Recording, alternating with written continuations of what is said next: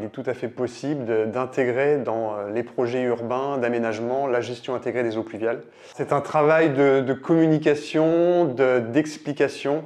Donc on rencontre les maîtres d'œuvre, les bailleurs, les aménageurs, les lotisseurs. L'idée, c'est vraiment en amont des projets d'essayer de les rencontrer, de leur expliquer la démarche et de leur faire comprendre que nous, il y a un intérêt économique pour nous, mais également pour eux, pour tout ce qui est aménageurs, lotisseurs. Donc c'est un combat au quotidien et aussi une adhésion des collègues des autres services, les services voirie, urbanisme, espaces verts. On travaille tous ensemble et il faut que cette démarche, voilà, on ne soit pas cloisonné dans notre service. Il faut absolument que tous les collègues et tous les acteurs travaillent main dans la main. Quand on dit je mets l'eau dans un lieu ou dans un ouvrage ayant déjà une première fonction, ça veut dire qu'on peut mettre l'eau sur les toits, donc on est bâtiment, ça veut dire qu'on peut mettre l'eau dans un espace vert, donc c'est espace vert, on peut mettre l'eau dans une chaussée, donc on est voirie, et donc il y a une multitude d'acteurs avec des horizons différents, et chacun est souvent enfermé dans ses certitudes, mais aussi avec ses contraintes matérielles, quotidiennes, et donc convaincre, c'est réunir tous ces gens-là, mais pour ça, il faut avoir derrière soi des années, je pense, de pratique, parce qu'il faut sortir du yaka faut que sur lequel effectivement tout le monde est d'accord, mais le match il se joue sur le terrain, avec les entreprises, sur des projets, et là c'est quand même plus compliqué. Je pense même que la vraie gestion d'eau de demain, c'est plus un travail d'ingénieur, puisqu'en fait c'est du nivellement. Quand je dis c'est du nivellement, c'est la façon de former les espaces publics, c'est même l'intégrer dans le bâtiment. Donc c'est quelque chose qui doit, selon moi, basculer du monde de l'ingénierie vers le monde du paysage, de l'architecture.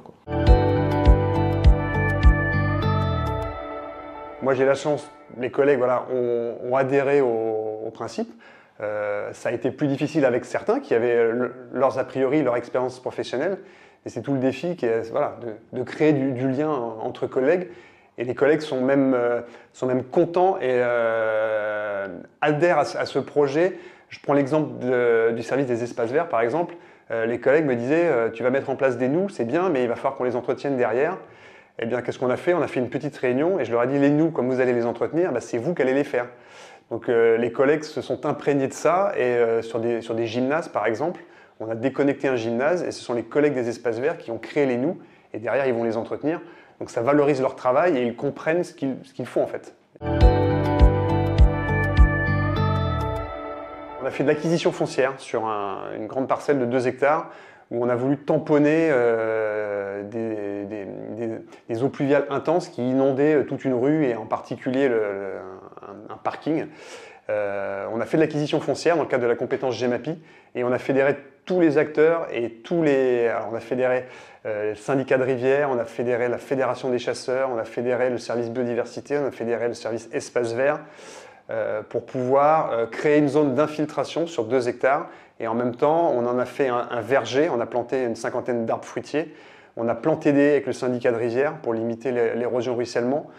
On a pour l'entretien éco-pâturage, donc on a disposé des chèvres, des moutons, des ânes et on en a fait un espace de promenade pour les administrés, un espace nature en fait.